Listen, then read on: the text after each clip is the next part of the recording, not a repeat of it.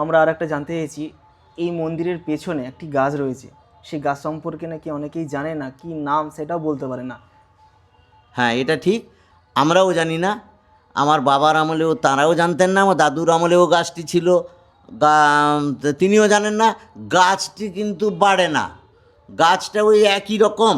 হ্যাঁ, এবং গাছের শ্বাসও নেই, শুধু চামড়ার উপর ভর করে দাঁড়িয়ে আছে। গাছের ভেতর দিয়ে এদিক ওদিক দেখা যাচ্ছে, গাছের ভেতর দিয়ে। সবাই এখানে অচেনা গাছ বলে নাকি, কেউই চিনতে পারে না, তাই অচেনা গাছ নামেই পরিচিত। আচ্ছা, আপনার কাছে আমার আর একটা প্রশ্ন, আপনি এখানে কত বছর ধরে পুজো করছেন? আমি আমার ছেলেবেলা থেকে ধরো প্রায় 50 বছর।